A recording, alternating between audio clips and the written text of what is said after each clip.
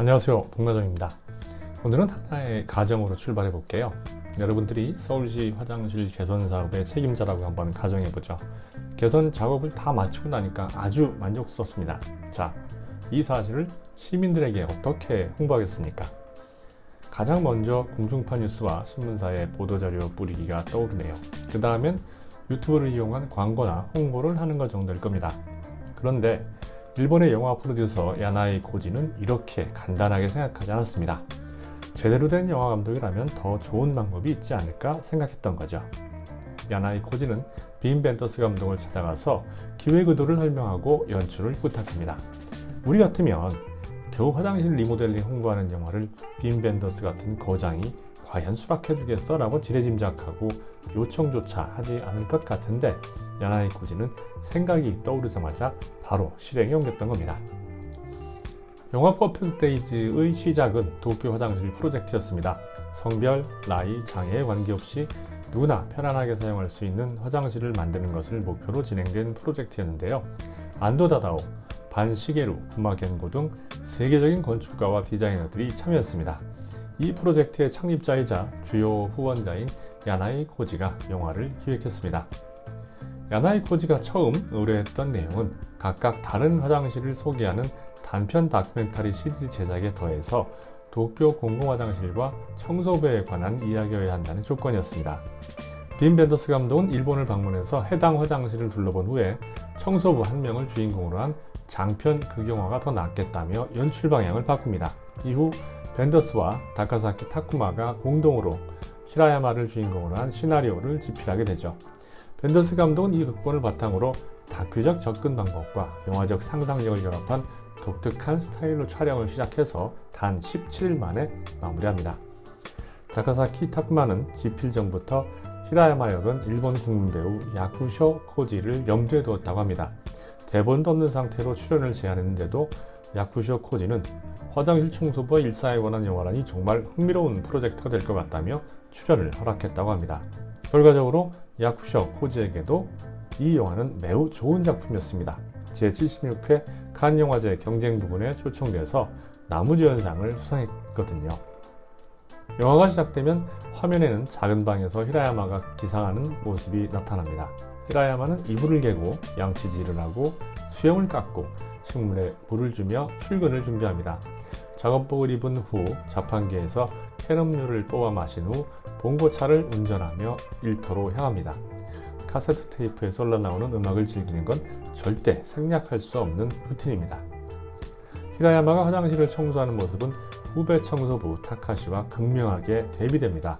히라야마가 작은 거울을 대고 눈에 보이지 않는 장소까지 꼼꼼하게 청소하는 반면 타카시는 교통체증을 핑계로 늦게 나오고 또 일을 할 때도 어차피 더러워질 거 뭐하러 그렇게 열심히 하느냐며 휴대폰을 보면서 청소를 하는 둥 마는 둥 신용만 합니다.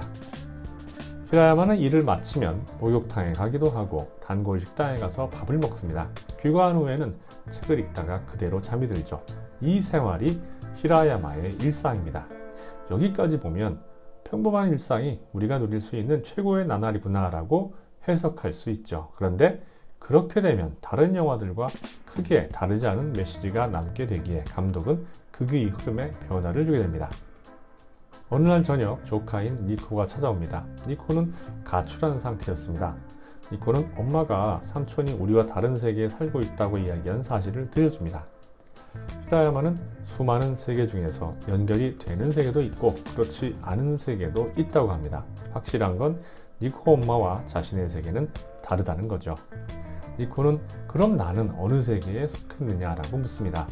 대답을 하는 대신 히라야마는 강을 가로지르는 다리 위에 자전거를 멈추고 강의 하류를 바라봅니다. 이 장면은 향후 전개될 히라야마의 변화를 암시하는 복선이라고 생각이 되는데요.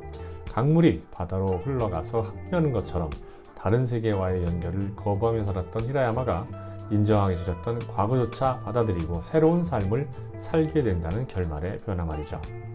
며칠 후에 니코의 엄마가 찾아옵니다.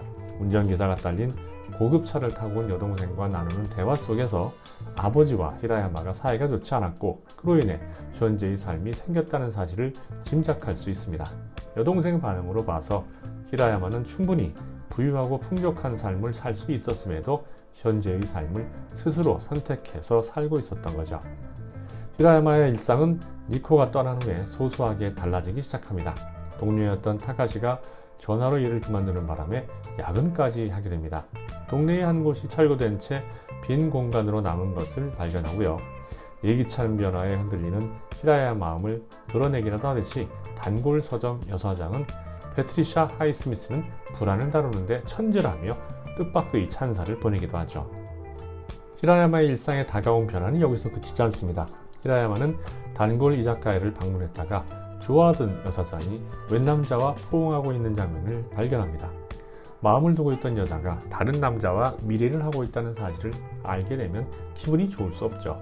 히라야마는 맥주를 사서 마시면서 안 피우던 담배까지 피우며 쓰라린 속을 달랩니다. 그런데 히라야마, 담배를 한 번도 피운 적이 없는지 콜록거립니다. 히라야마 입장에서 이러한 행동은 평소의 루틴을 완전히 무시한 엄청난 일탈인 셈입니다. 이때 여사장과 포옹을 했던 남자가 다가와서 담배를 한 가치 달라고 요청합니다. 남자의 이름은 토모야마로 7년 전 여사장과 이혼한 후에 다른 여자와 재혼했습니다. 이혼한 여자를 찾아온 이유는 온몸에 암이 퍼졌다는 진단을 받고 죽기 전에 마지막으로 보러 온 것이었습니다. 토모야마는 문득 히라야마에게 묻습니다. 그림자를 겹치면 더 어두워지나요? 히라야마도 몰랐기에 두 사람은 그림자를 겹쳐봅니다. 겹쳐본 결과 두 사람의 의견은 갈립니다. 히라야마는 그림자를 겹치면 어둠이 더 진해진다는 입장인 반면 토모야마는 변함없다는 입장을 고수하죠. 이 장면의 의미는 무엇일까요? 감독은 이야기에 연관이 없어 보이는 이 장면을 왜 굳이 삽입한 걸까요? 이 의미를 이해하려면 이 씬 다음에 등장하는 다음 씬을 함께 고려해야 합니다. 두 사람 모두 인간관계의 상실을 경험했다는 공통점을 갖고 있는데요. 히라야마는 토모야마의 고백을 듣고 나서야 자신도 같은 문제를 안고 살아가고 있다는 사실을 깨닫습니다. 그림자는 우리 삶의 어두운 면, 즉 상실과 결핍, 과거의 상처를 상징합니다. 히라야마는 그림자 놀이를 하면서 서로 다른 인생의 그림자가 만나면 인생이 영향을 주고받는다는 사실을 깨닫습니다. 그 결과 자신의 삶에 부정적인 영향을 미치던 과거의 모든 것을 받아들이고 불완전하더라도 자신의 인생에 충실한 삶을 살기로 결심하죠. 감독은 이 장면을 통해서 변화하는 것과 공존, 상실의 치유와 위로가 우리에게 얼마나 중요한지를 보여주는 셈입니다. 퍼펙트 데이즈라는 이 영화의 제목은 우리가 아는 모든 것이 완벽한 날이라고 해석하기는 어렵습니다. 히라야마의 현재는 과거의 불완전한 상실로 다른 세계와의 접촉을 극도로 기피하는 완벽하지 않은 일상이었으니까요. 이 영화가 말하고자 하는 퍼펙트 데이즈의 의미는 줄거리를 고려해보면 불완전한 면이 있더라도 현재를 온전히 살아내는 태도를 가리킨다고 보는 게 맞습니다. 히라야마의 일상은 반복적이고 소박하며 단절되어 있지만 매 순간을 깊이 음미하며 자신만의 방식으로 하루하루를 충실히 살아가니까요. 영화가 이야기하는 완벽함은 상처와 결핍이 전혀 없는 상태가 아니라 불완전함과 아픔을 품은 채로도 하루를 살아가는 용기와 성실함, 그 과정에서 발견되는 소소한 기쁨과 평온에 있습니다. 히라야마의 평온한 표정 뒤에는 과거의 아픔을 딛고 일상을 지키려는 노력이 숨어 있고 그 자체가 영화가 말하는 완벽한 날들의 본질입니다. 퍼펙트 데이즈는 완벽하지 않은 일상 속에서 스스로 의미와 온전함을 발견하는 삶의 태도, 그리고 평범함이 쌓여 만들어내는 인생의 완벽하지 않지만 완벽한 날들을 은유적으로 표현한 것이라 할 수 있습니다. 영화에서 히라야마의 불완전한 나날을 완벽한 나날로 만들어주는 두 가지 요소가 있는데요. 히라야마가 공원에서 가져오는 새싹과 나뭇잎 사이로 들어오는 햇빛입니다. 특히 코모레비를 찍는 행동은 영화에서 계속 반복되어 나타날 정도로 그 의미가 아주 중요합니다. 이 행위들은 히라야마가 지금 여기에서 마주치는 작은 순간들을 소중히 여기는 태도를 보여줍니다. 일본어 코모레비는 나뭇잎 사이로 비치는 햇빛을 뜻하는데 잠시 머물다 사라지는 찰나의 아름다움을 상징합니다. 히라야마가 코모레비를 사진으로 남기는 행위는 삶의 무상함을 받아들이고 음미하는 태도를 보여줍니다. 히라야마는 코모레비 사진을 날짜별로 기록해 모아두는데 이는 일상의 소중한 기록이자 내면 세계를 정돈하는 의식입니다. 공원에서 새싹을 가져오는 행위는 히라야마가 과거의 상처를 안고 있으면서도 여전히 삶의 가능성과 희망을 놓지 않는 모습을 상징합니다. 새싹은 끊임없는 성장과 재생, 미세한 변화의 시작을 의미하기 때문이죠. 코모레비를 바라보고 기록하는 행위와 더불어서 새싹을 키우는 태도 역시 지금 이 순간의 아름다움에 집중하며 자신의 내면을 치유하고 삶을 긍정하려는 히라야마의 내심을 보여줍니다.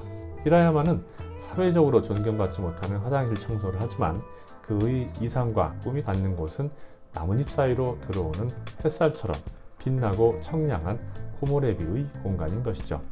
한 가지 더, 히라야마가 화장실 근처에서 배회하는 노숙자의 모습을 발견하는 경우가 몇 번이나 등장하는데요. 이 역시도 사회에 완벽하게 뿌리내리지 못한 히라야마의 현재의 처지를 상징적으로 표현한 것이라고 보여집니다. 이 영화는 영상만큼이나 음악이 작품의 완성도에 큰 영향을 미치고 있습니다. 히라야마가 출퇴근할 때 차의 카세트 테이프에서 흘러나오는 음악은 장면의 분위기를 고려해서 빔 벤더스 감독이 아주 꼼꼼하게 선곡했다는 인상이 역력합니다. 첫 출근길에 히라야마가 듣는 노래는 영국 밴드 애니멀스가 부른 The House of the Rising Sun인데요. 애잔하고 인생의 애환이 묻어난 듯한 보컬의 목소리를 듣는 순간 소름이 끼칠 정도로 극중 화면에 착 달라붙습니다. 제목은 몰라도 노래를 들으면 아, 이 노래라고 고개를 끄덕일 겁니다.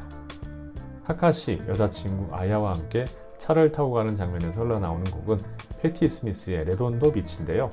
밀당 중인 아야와 타카시의 속내를 그대로 표현하는 것 같아서 무척이나 재밌습니다.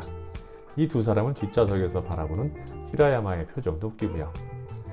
퍼펙트 데이즈의 결말에서 흘러나오는 노래는 니나 시몬의 Feeling Good입니다. 니나 시몬의 보컬은 여성치고는 굵고도 힘차게 뻗어나오는데 배경으로 깔리는 연주와 합쳐지면서 굉장히 선이 굵은 감성을 그려냅니다. 2분가량 되는 롱테이크를 받쳐주면서도 많은 생각을 하게 만들죠. 야쿠쇼 코지를 처음 알게 된 작품은 1996년 영화인 쉐리 댄스였습니다. 영화를 보면서 아, 배우가 극중 캐릭터가 된다는 게 이런 거구나 싶었거든요. 그 정도로 연기를 실제 생활처럼 해내는 배우가 바로 야쿠쇼 코지라고 생각합니다. 퍼펙트 데이즈를 보고 있노라면 야쿠쇼 코지는 어느새 보이지 않고 화장실 청소부 히라야마만 보입니다. 야쿠쇼 코지는 대본을 받은 후에 도쿄 화장실 청소부에 일하는 모습을 촬영해서 계속 공부하고 이틀 동안 직접 화장실 청소법도 배웠습니다. 벤더스 감독이 TV도 인터넷도 멀리하고 히라야마처럼 살아보라고 주문해서 평소에도 극중 생활처럼 생활하고 말도 거의 하지 않았다고 합니다. 촬영도 리허설 없이 다큐멘터처럼 진행했는데 오히려 이런 연출이 영화를 더 자연스럽게 만들지 않았나 생각됩니다. 별점 까다롭기로 유명한 박평식 평론가가 별 3개 반을 준 이유가 있었던 거죠. 퍼펙트 데이즈의 평점은 제가 유튜브로 영화 리뷰를 시작하면서 처음이지 않나 싶은데요. 9.1점을 주겠습니다. 아직 이 영화를 안 본 구독자분들은 꼭 보기 바라고요. 안구정화, 마음정화가 되는 느낌이고 영화를 보는 눈과 인생을 즐기는 톤 역시 많이 달라질 거라고 확신합니다. 영상이 좋았다면 구독과 좋아요도 잊지 마시고 이번 주도 행복하십시오.